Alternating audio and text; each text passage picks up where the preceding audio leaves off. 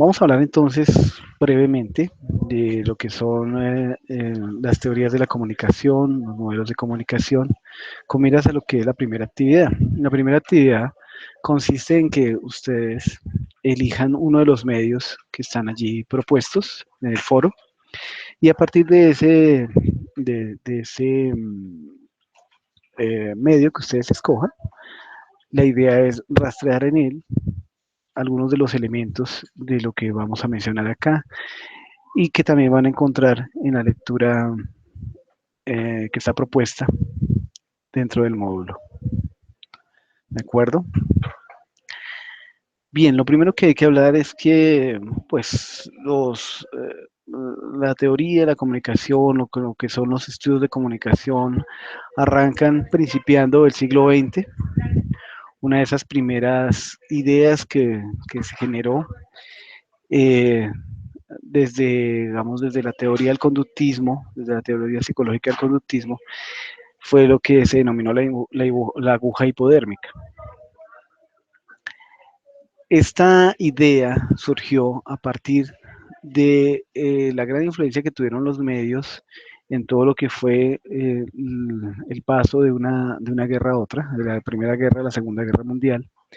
Se tenía la idea de que los mensajes que emitían los medios, en este caso estamos hablando de los periódicos, también el cine, en el cine a comienzos del siglo se utilizaba el cine para transmitir noticias, desde luego era una manera de transmisión pues muy distinta a lo que es la de los noticieros de televisión y lo que son ahora medios digitales, pero digamos que la idea era que a través del cine las personas podían conocer o podían ver imágenes, registrar imágenes de lo que estaba ocurriendo, sobre todo en la confrontación o lo que fue los comienzos de la confrontación de la Segunda Guerra Mundial, ¿sí?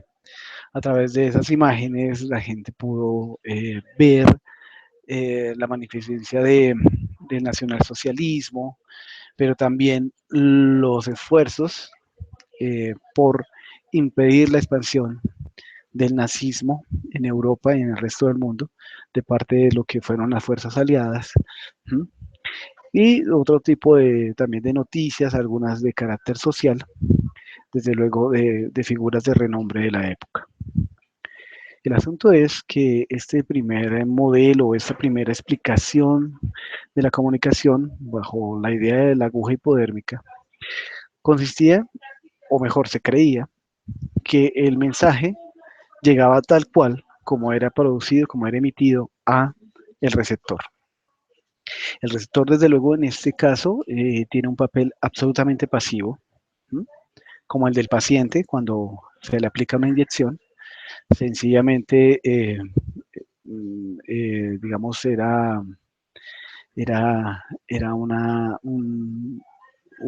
podemos decir, un conejillo de indias, se le aplicaba el mensaje y a partir de eso, pues la persona reaccionaba según este mensaje.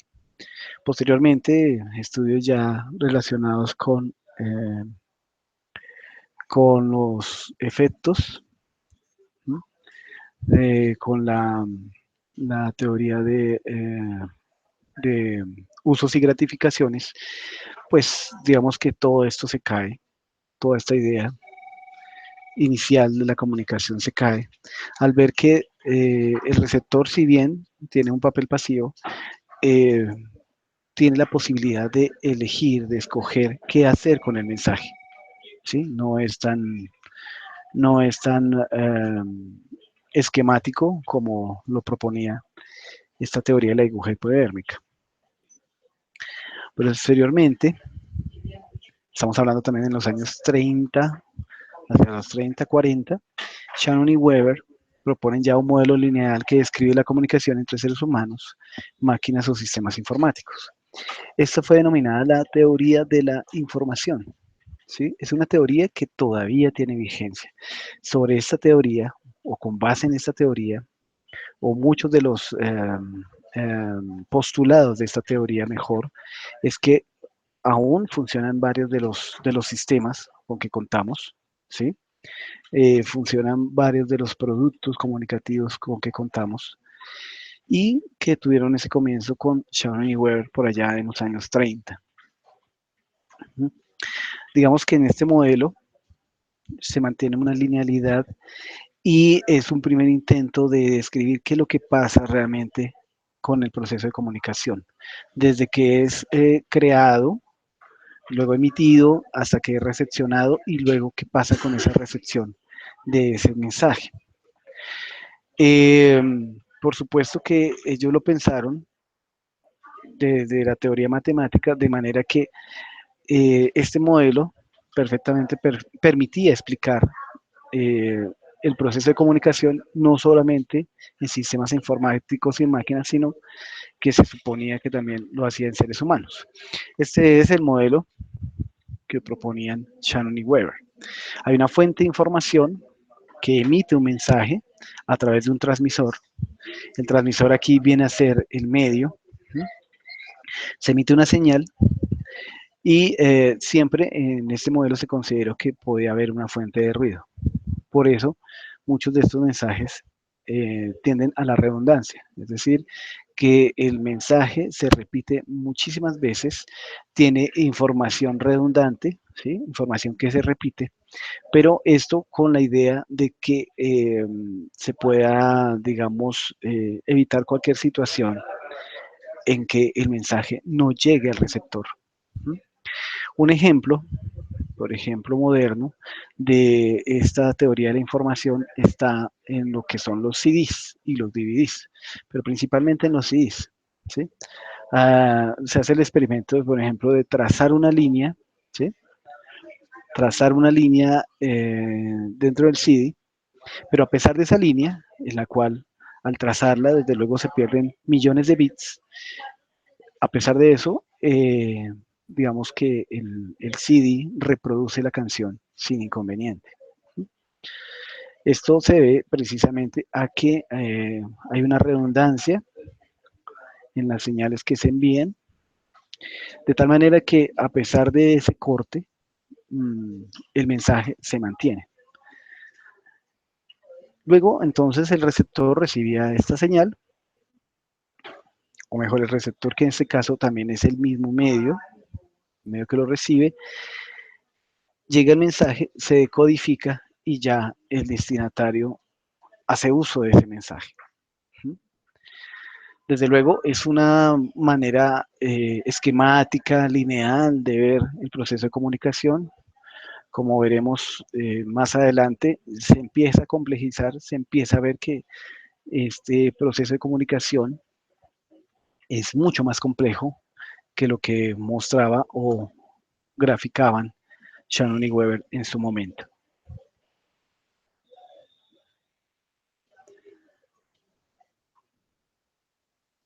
Bien, posteriormente a ello, vamos a encontrarnos con lo que son los trabajos de la teoría crítica. La teoría crítica tiene un origen en lo que es la Escuela de Frankfurt.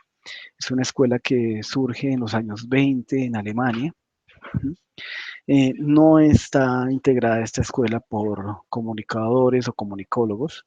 Realmente no existía esta disciplina.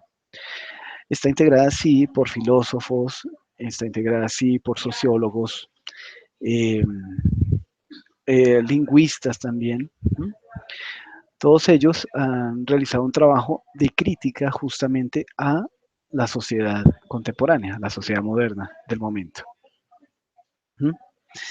Así surge entonces esta denominada teoría crítica a partir de los aportes de la Escuela de Frankfurt, que inició en Alemania, pero prontamente tuvieron que trasladarse. Muchos de ellos se fueron a Estados Unidos, otros murieron, fueron encarcelados a partir de lo ocurrido en la Segunda Guerra Mundial en Europa, ¿sí? Eh, pero digamos que los que lograron eh, cruzar el Atlántico y llegar a Estados Unidos, pues continuaron sus estudios en este país, eh, justamente de crítica, de estudio y crítica de la sociedad contemporánea. Uno de los temas que desde luego trabajaron es quién controla y en beneficio de qué, ¿sí? ¿Cómo es la comunicación? ¿Cómo son los procesos de comunicación? ¿Quién controla esos procesos y en beneficio de qué? ¿Sí? Desde luego también ellos hicieron aportes importantes en cuanto a lo que tiene que ver con la cultura, ¿sí? La cultura popular versus una cultura que hablaríamos de élite o diríamos de élite, en la idea de que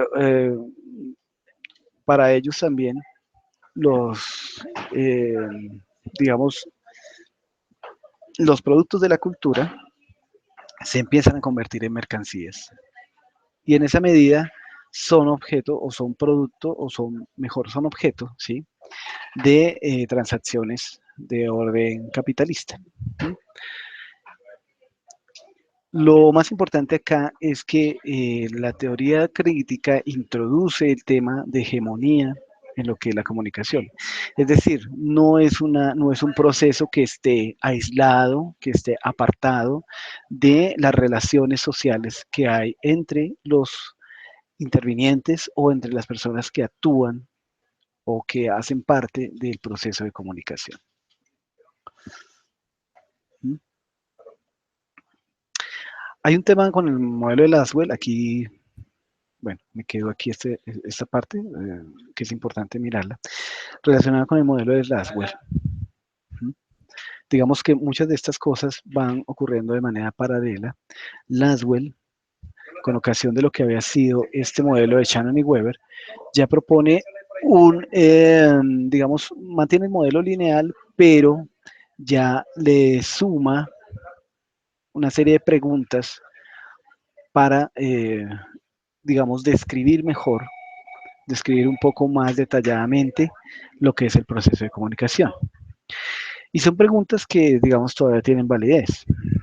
Cuando nos enfrentamos o cuando recepcionamos lo que nos propone o lo que nos envía un medio de comunicación, sea Caracol, El Tiempo, RCN, CNN, ¿sí? O ahora podríamos hablar de otros medios como puede ser YouTube, como puede ser el mismo Facebook. Estas preguntas tienen vigencia y es, ¿quién comunica qué? ¿Quién está comunicando qué? ¿Quién es allí, en este caso, el receptor o el comunicador, el que comunica? ¿Por cuál canal lo comunica? ¿A quién? ¿A quién va dirigido ese mensaje y con qué efecto? O sea, ¿qué se espera obtener al momento de comunicar ese mensaje? ¿Mm?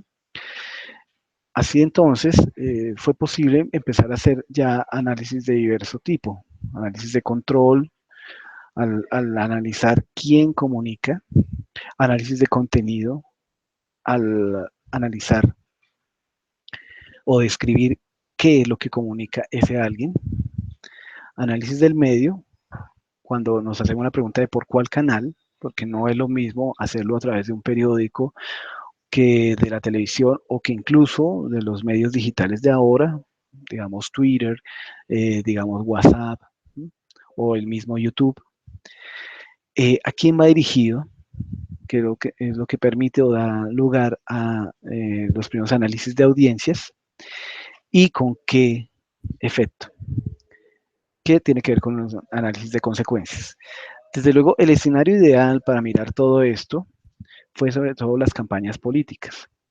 Lo del análisis de las campañas políticas viene, digamos, de esta época. Estamos hablando de finales de los 40, comienzo de los 50, cuando, desde luego, con ocasión de estos eventos que roban la atención de la mayoría del público y que tienen, digamos, una digamos, en lo que es a ver, ¿cómo lo diría? Digamos que no son eventos de un día, ¿sí? Sino que tienen una particularidad en el tiempo, de que pueden durar 3 meses, 6 meses, un año, dependiendo también de cómo sea la contienda política eh, y a qué y sobre qué tipo de elección se trate. Eh, estos estudios empiezan a mirar desde las campañas políticas o a dar respuesta mejor a estas preguntas. ¿Quién comunica qué, por cuál canal, a quién y con qué efecto? Posteriormente Norbert Wiener hace un esquema circular, pero se mantiene la jerarquía dentro de este proceso de comunicación. Es decir, si bien ahí ya se plantea la posibilidad de que haya un emisor y un receptor, hay un mensaje que se envía de emisor a receptor, pero al mismo tiempo hay una retroalimentación o realimentación, es decir, lo que tendría que ver con el análisis de consecuencias, se mantiene una jerarquía en el mensaje y en el modelo comunicativo. Es decir, sigue habiendo una preeminencia del emisor sobre el receptor. De hecho, muchos de los estudios de esta época centraban su atención en el emisor y en qué comunicaba ese emisor, no tanto en el receptor.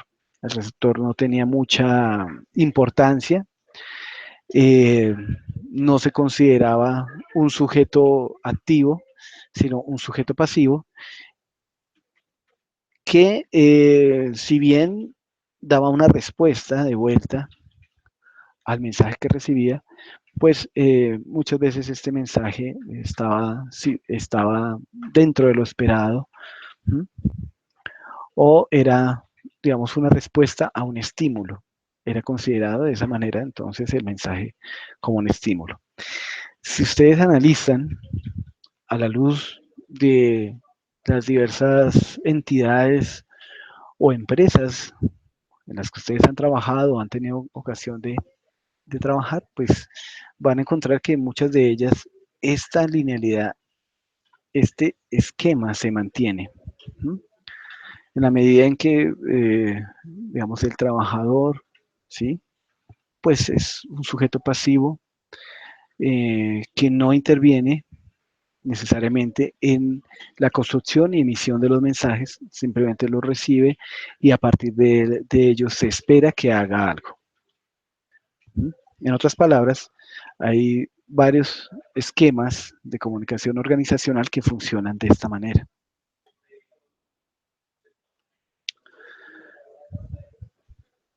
Bien.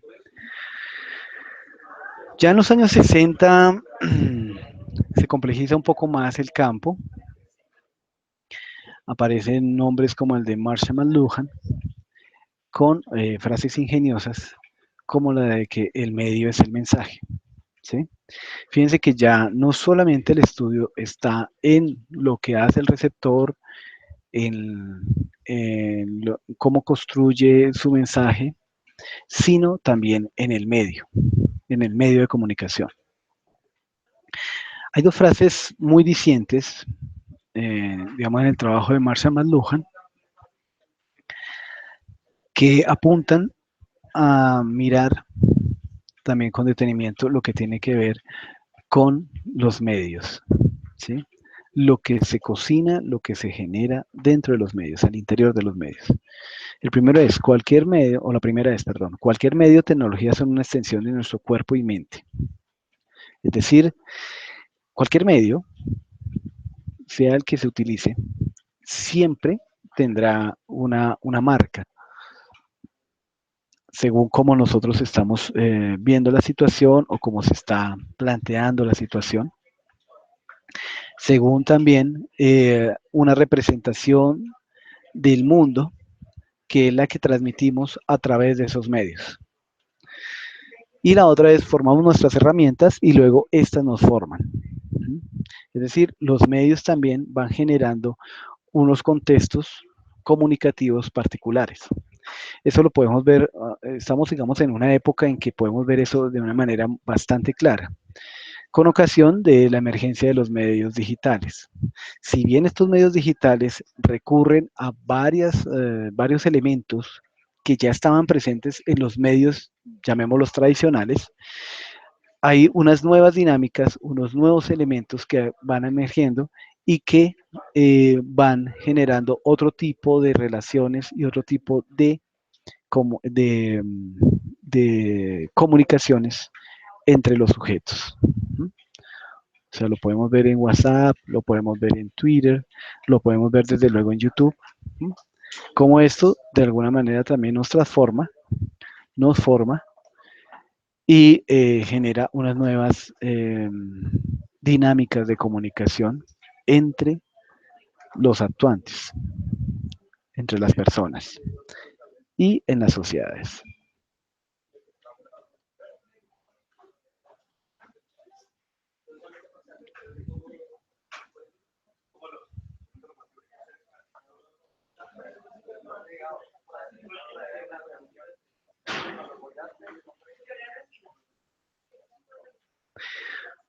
Bien, un minuto que por acá me están escribiendo. Regáleme un segundo, por favor.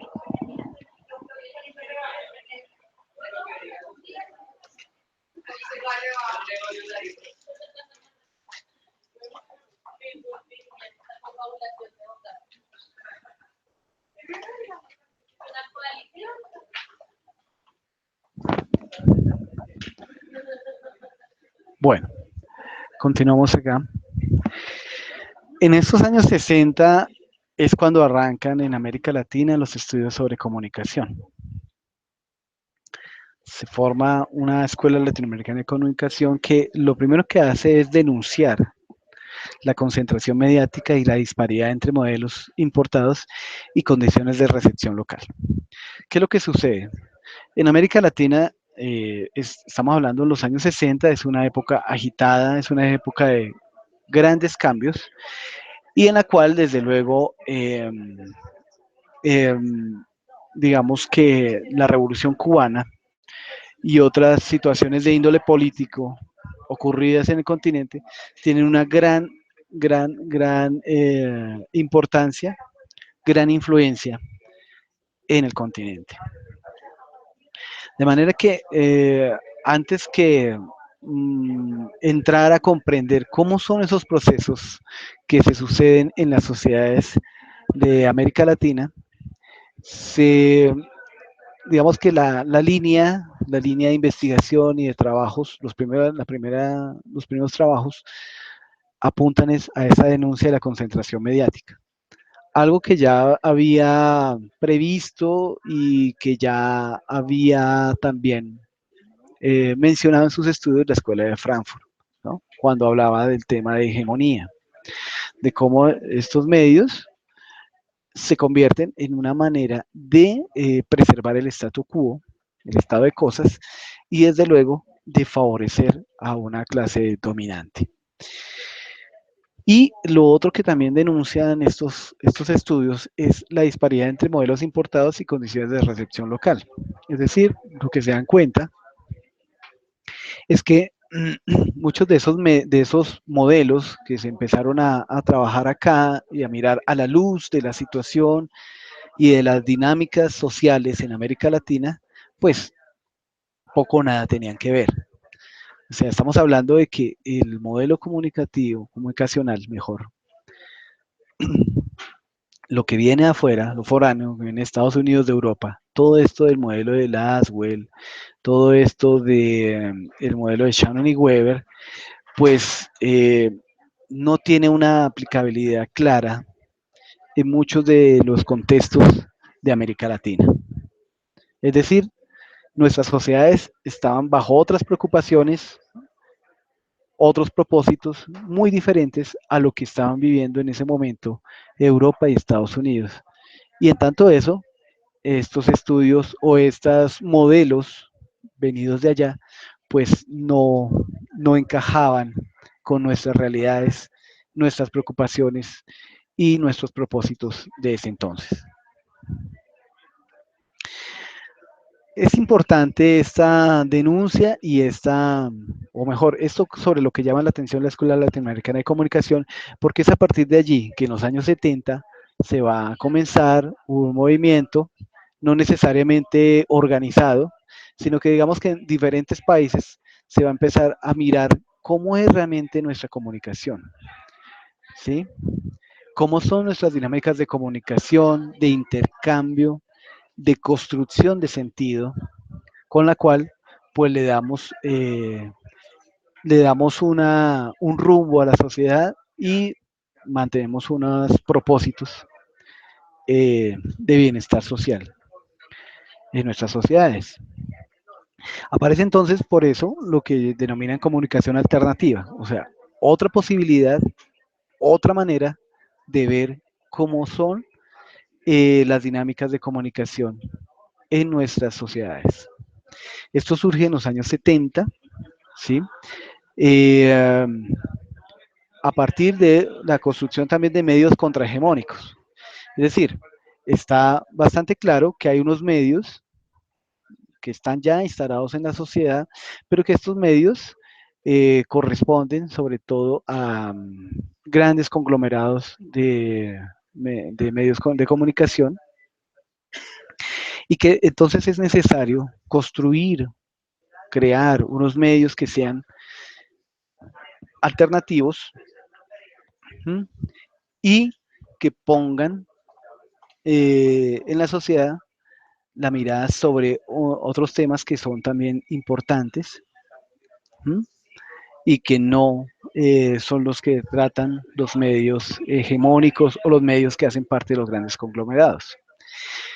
Al mismo tiempo, surge allí un revival, o mejor, cobra importancia lo que son los procesos de educación popular. ¿Qué es lo que pasa? Tenemos unas poblaciones para los años 70 con un gran porcentaje de analfabetismo, sociedades en construcción, no son con sociedades ya maduras, como podría uno pensar sobre la europea o sobre Estados Unidos, que responden, repetimos, a dinámicas diferentes, y por eso es importante o algunos consideran importante, emprender estos procesos de educación popular, ¿sí? Para que la gente se culturice, para que la gente adquiera también una lectura crítica sobre su realidad y sobre los medios de comunicación y sobre los mensajes que emiten estos medios de comunicación. Entonces hablamos de una comunicación transformadora, ¿sí? En este caso hablamos de personajes como Mario Caplún y también desde luego de una educación transformadora con Paulo Freire en oposición a una educación y comunicación bancaria.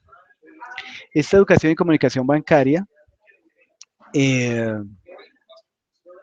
se considera que es, digamos, una, que se considera que es hija, digamos, de esquemas de comunicación o mejor de teorías de la comunicación como la teoría hipodérmica, es decir, esa educación, esa comunicación bancaria, poco espacio le da al receptor, poco espacio le da al educando, no es él quien construye o participa en la construcción de conocimiento, sino que todo le es dado.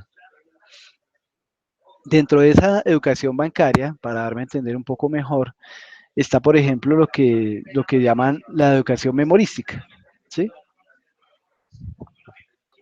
O educarse de manera memorística.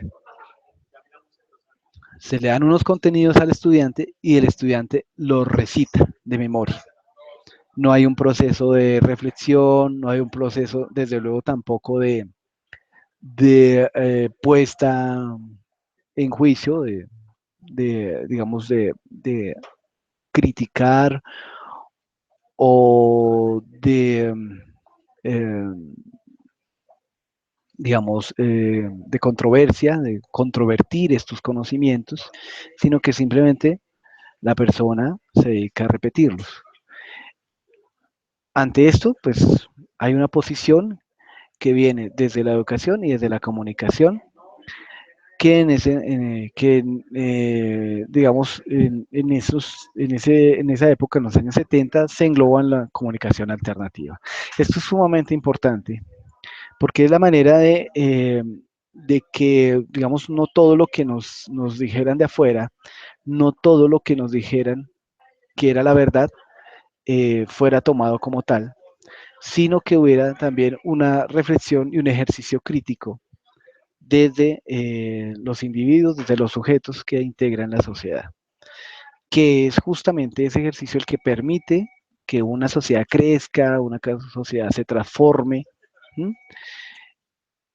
y, eh, y piense también en un bienestar que pueda acoger a más gente que integra esa sociedad. Casi que en respuesta a esto, casi que en respuesta a esto, o sea, no es que los manuales de comunicación lo digan así, pero casi que es una respuesta a esta comunicación alternativa que surge la agenda setting en los años 70 y desde luego continúa en los 80 y muchos teóricos consideran, estiman que la agenda setting no ha muerto, solamente se ha transformado, o sea, sigue vigente. ¿Qué es la agenda setting? La agenda setting tiene que ver con lo que priorizan los medios de comunicación, lo que consideran los medios de comunicación que de lo que se debe hablar en la sociedad y los temas que son importantes, relevantes en la sociedad. Así entonces, desde la agenda setting, más que indicar qué pensar, los medios organizan una agenda de temas sobre los cuales pensar. ¿Mm? Esto lo vemos todavía que está vigente. Por ejemplo, cuando ocurren ciertas situaciones que son bastante fuertes, ¿m? Que de luego generan en muchos casos el repudio eh, general de las sociedades, digamos que estos temas son los que empiezan a ponerse allí en los primeros lugares de la agenda setting. Por ejemplo, lo que ha ocurrido, vamos con el maltrato infantil, ¿sí? La violencia infantil, la violencia a las mujeres, ¿sí? La violencia de género que llaman. Todos estos temas no es que digamos que no sean importantes, solamente que los medios los maximizan su importancia y en esa medida los convierten en los temas sobre los cuales pensar, sobre los cuales conversar en las sociedades. Al punto llega esto que muchas veces otros temas que también son importantes pasan desapercibidos, no tienen la misma recepción, no cobran la misma importancia que estos que ponen de presente en la agenda setting los medios de comunicación. Desde esta agenda setting también se acude a fuentes con autoridad formal o que representan un punto de vista oficial. Esto es muy común en los medios, ¿sí? Fíjense que siempre que hay una situación se recurre, digamos, a, a funcionarios, funcionarios del Estado, funcionarios del gobierno, eh, se acuden a las autoridades oficiales. ¿Sí? Digamos que esas son siempre como las fuentes principales de los medios de comunicación. Y lo otro es que también se acude a formatos preestablecidos, muchas veces generados desde las agencias de prensa. Las agencias de prensa, digamos que facilitan mucho el trabajo de recolectar las informaciones que van viajando por el mundo, digamos que se van produciendo en diferentes lugares del mundo y que se consideran de vital importancia, que las conozcan, pues digamos todos los pobladores del planeta.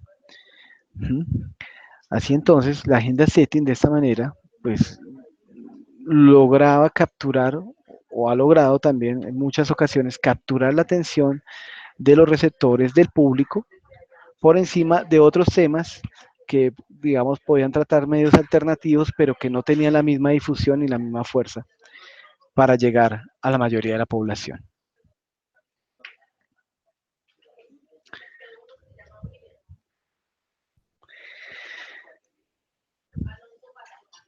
En la década de los 90, bueno, finalizando la década de los 80 y ya principiando los 90, hay un cambio importante en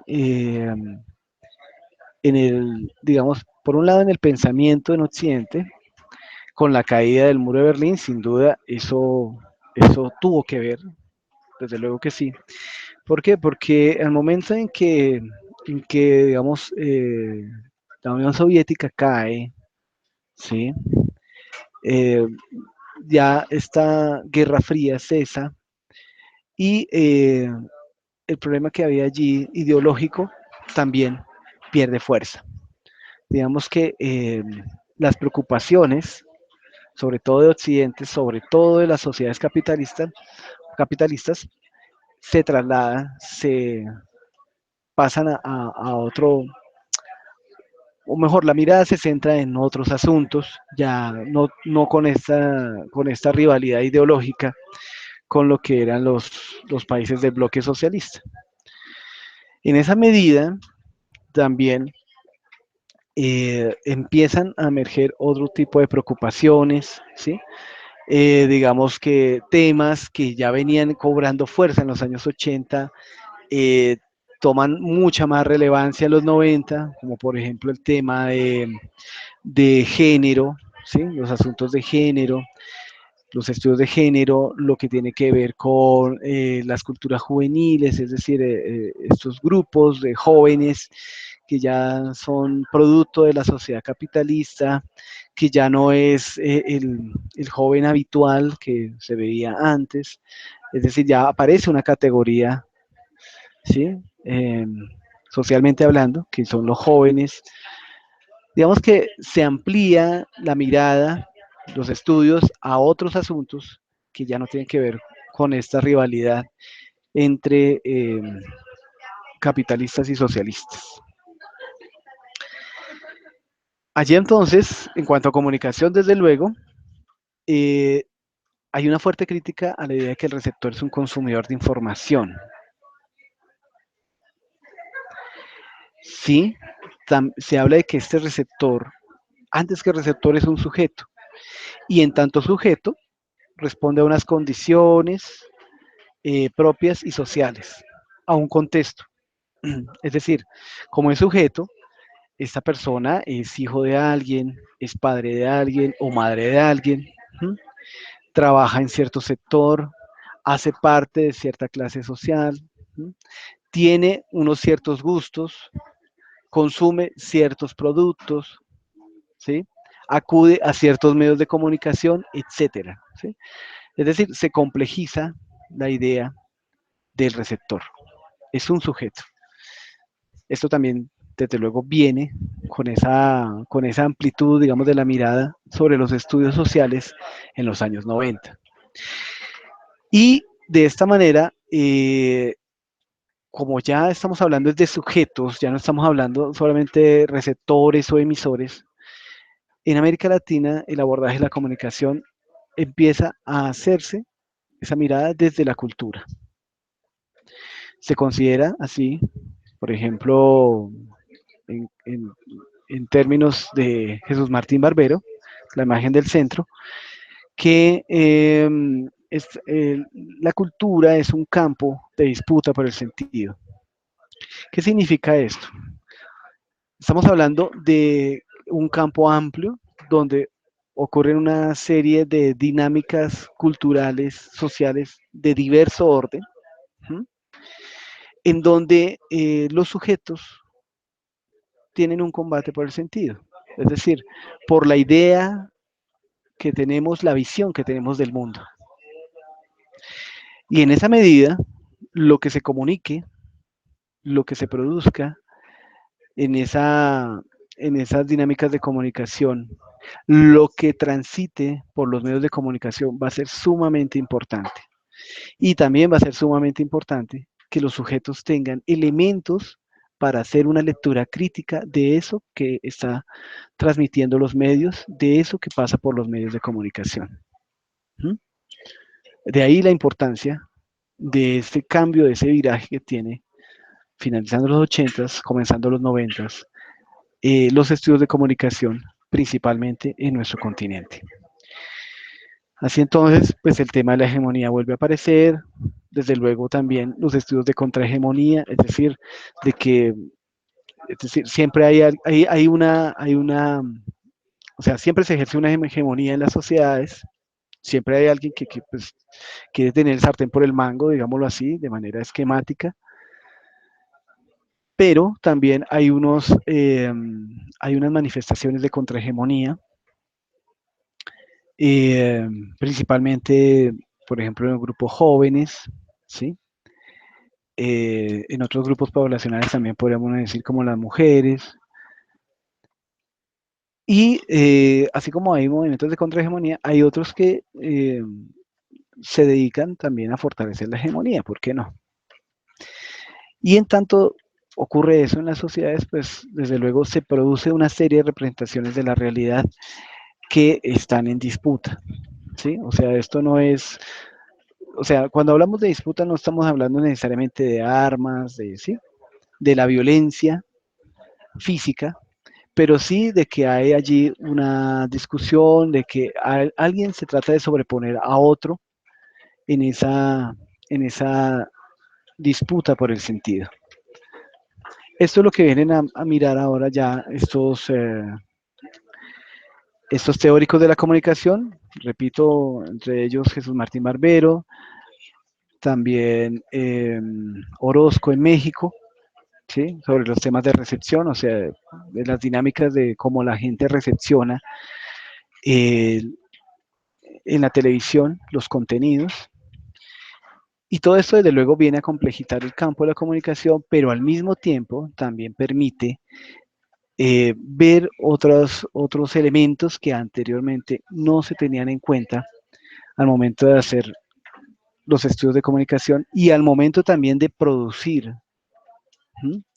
O de fabricar productos de comunicación para otros. Aquí es donde quiero llamarle la atención. ¿Por qué? Porque una de las cosas que ustedes van a tener que hacer es generar unos escenarios que son comunicativos, a través de los cuales van a comunicar algo a otros. Y allí entonces hay que poner de presente cuáles serán esas estrategias que se emplearán para ese comunicar algo a otros, ¿sí? Y cómo ese otro también interviene en esa construcción de ese algo que se le comunica o que se le comparte.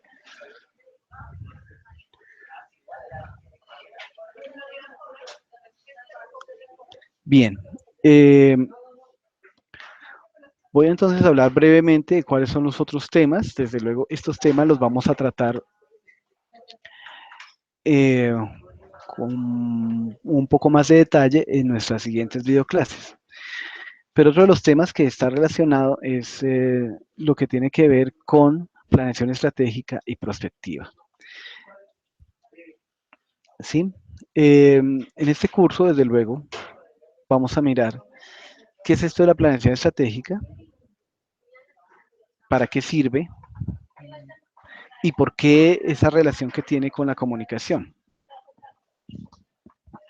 ¿Por qué es tan importante dentro de esa planeación estratégica también considerar los medios y los modos en que se comunica? ¿Mm? Y desde luego el tema de prospectiva, que tiene que ver con prever resultados posibles y deseables. Son dos elementos fundamentales dentro de lo que es la dinámica empresarial, pero no solamente la dinámica empresarial, sino dentro de lo que puede ser un proyecto de vida, ¿sí?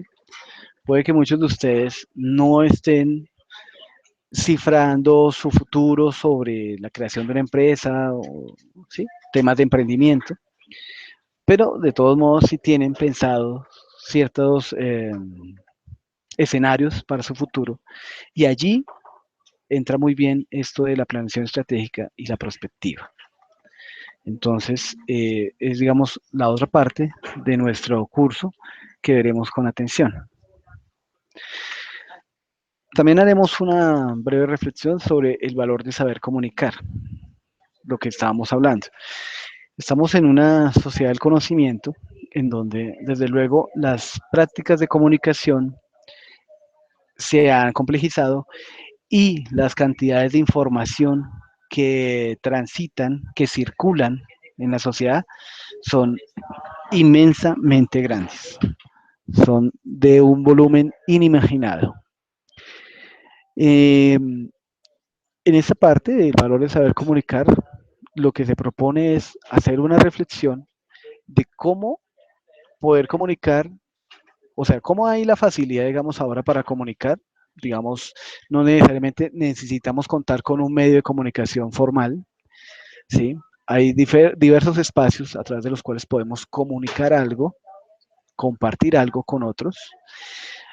Y la idea es más bien mirar cómo desde esos escenarios se comparte, se puede comunicar y compartir algo que, digamos, difunda el conocimiento y, ¿por qué no?, genere nuevo conocimiento. ¿Mm? Esa es la idea que tenemos pensada acá en este módulo 2 del valor de saber comunicar. Que, repito, desde luego está ligado con los otros temas, lo que es planeación estratégica, prospectiva y este asunto de la comunicación. Por último, en el curso, lo que es el módulo 3, estará dedicado a transmedia y narrativas digitales. Acá también lo que se quiere hacer es, a partir de unos ejercicios sencillos,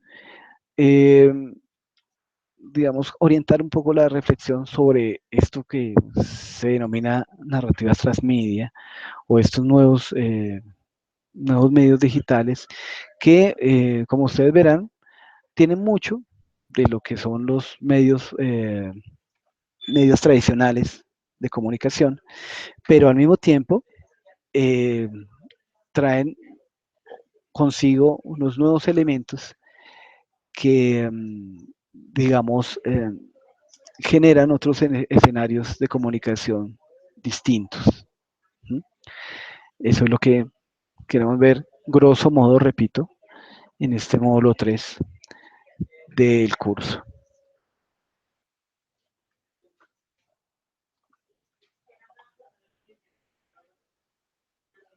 Bien. Bueno, estimados estudiosos, esto es todo por el momento, lo que quería compartirles en esta primera videoclase de nuestra asignatura de Prospectiva de la Comunicación. Eh, Recuerden que está en este momento ya abierta la primera actividad calificable. Hay una lectura sugerida, la cual creo que voy a compartírselas a través del correo porque entiendo que han tenido dificultad para algunos de ustedes para ingresar y poder observar esta, esta primera lectura. También quiero sugerirles acá una, un producto, un video que les pueda ayudar muchísimo a aclarar el tema de modelos de comunicación y teorías de comunicación con el que arrancamos.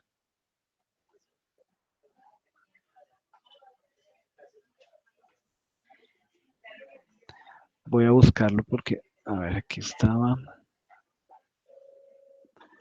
A ver, bueno. Es los medios de comunicación, un programa que se llamaba En el Medio, que es una propuesta del canal Encuentro, un canal argentino, que, digamos, difunde todos sus productos a América Latina. Tiene un propósito, desde luego, educativo, y creo que les va a ser muy útil ese video para que lo vean eh, con ocasión del primer trabajo. Bien, es todo por el momento. Nos veremos nuevamente en nuestra próxima videoclase. Hasta entonces.